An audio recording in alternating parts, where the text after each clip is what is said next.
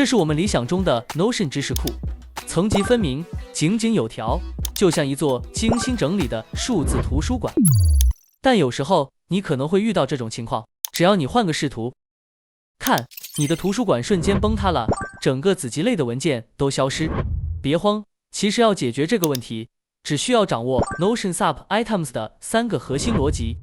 第一，我们要搞懂 Filter Options， 这是基础。第二是 Display Options， 决定你的任务怎么展示。第三是给进阶玩家准备的高级设置。来，我们直接实操。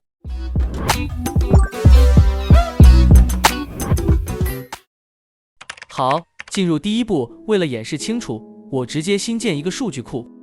点开右边的3个点，你会发现属性面板并没有 Sub Items。看，注意这个选项，点击 More Setting， 然后找到 Sub Items。当你点击 Turn On 开启它的时候，它将会显示在你属性面板上。要想解决之前的问题，其实你只需要多做一步操作。看这个 Filter， 系统默认选的是 Parents and Sub Items， 也就是父子同堂，父集与子集都会展示在数据库内。这时我们给它一个 Filter， 系统会分别检查父页面和子页面，谁符合条件谁就显示。这适合全局搜索，不管它属于哪个分类。这时候你不需要书架，你只需要书。我们把它改成 Parents Only， 看看会发生什么变化。因为父集不符合 Filter 的条件，所以页面都不见了。只要父项符合条件，它就会强制带着所有子项显示，哪怕子项没有标签。但是别高兴太早，如果你是个颜值党，喜欢用 Gallery View， 刚才那招就不管用了。你看，我把视图切换成画廊模式，这些没有封面的空白卡片，其实就是刚才那些子任务。那应该怎么解决呢？那是不是像刚才操作那样，修改一些 filter 就可以了？注意看这里 ，filter 已经被锁定了，修改不了。它的硬性条件是父集校成为空集。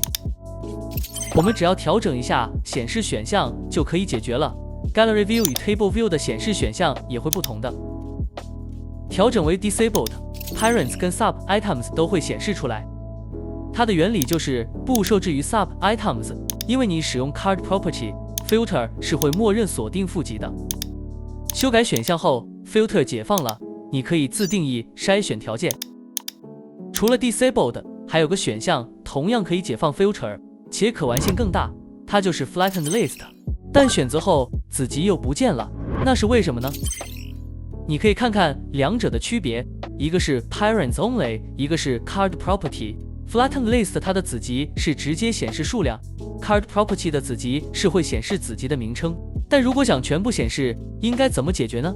注意看 Flattened List 下面有 Include 选项，你只要选择 Parents and Sub Items，Gallery View 就会全部显示出来。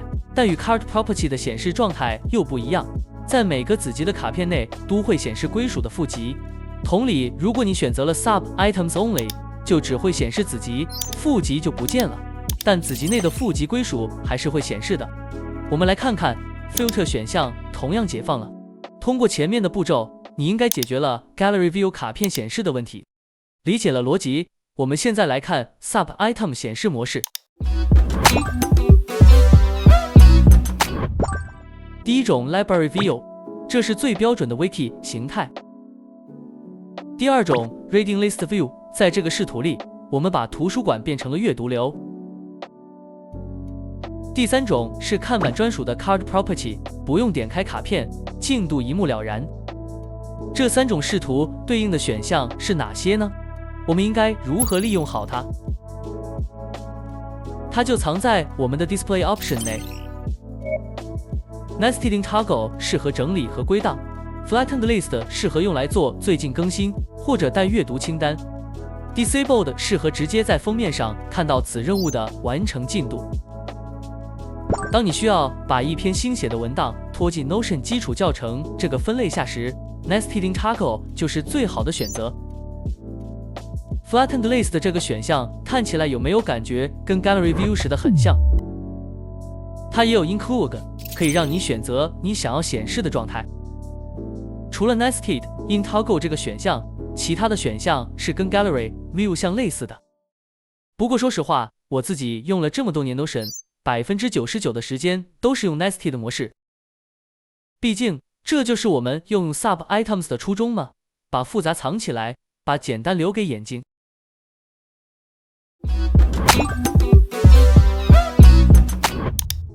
好，接下来 Step 3是给进阶玩家的一个 Pro Tip。你看看这个数据库 ，Sub Items 在负极的位置了，反而负极划进了子极的位置。这个跟之前我创建的 Notion 基础教程数据库是不是不一样啊？为什么会出现这种现象呢？如果你想把两个现有的数据库连起来，该怎么办？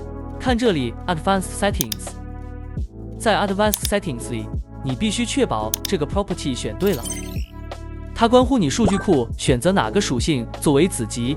所以刚才的两个数据库有两种状态，如果选错了属性，或者数据迁移后丢失了关联，你的层级就会彻底断开。Sub Items 的本质就是一个 Self Correlation， 听着很玄乎，其实就是这个数据库自己关联了自己。如果你有多个数据库，只要将它们都扔进同一个数据库内， Sub Items 这个属性可以自动帮你创建自关联，同时选择你想要展示的数据库。我们来手动复现一下这个过程。我给大家提个问题，它是自关联的，那如果我在两个数据库内创建关联，这种能实现吗？想知道？那我们继续往下看。我先创建 Test One 数据库。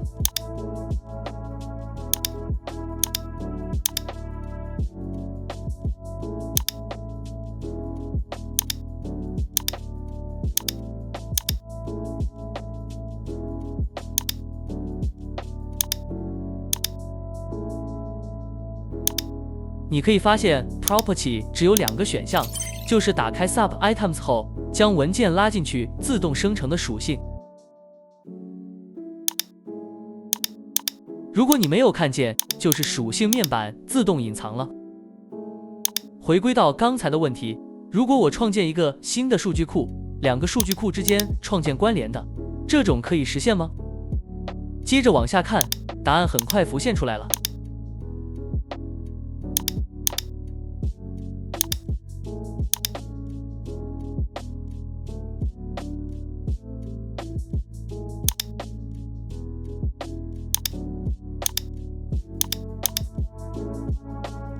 经过前面的一番操作，我们已经在两个数据库创建联系了，且关联了文件。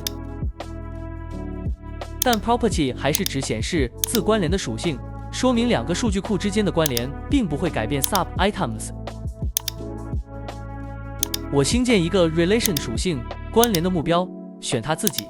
没错，就在这个列表里选当前这个数据库的名字。你看，现在我们手里有了两个关联属性。关键的一步来了，回到 Sub Items 的设置里，看下面这个 Advanced Settings， 这里允许你手动指定Hey Notion， 请用我刚才建的属性来作为父子层级的依据。如果你觉得标题旁边的小三角太碍眼，可以在这里关掉它。不过对于知识库来说，我建议永远开着，因为清晰的层级提示比美观更重要。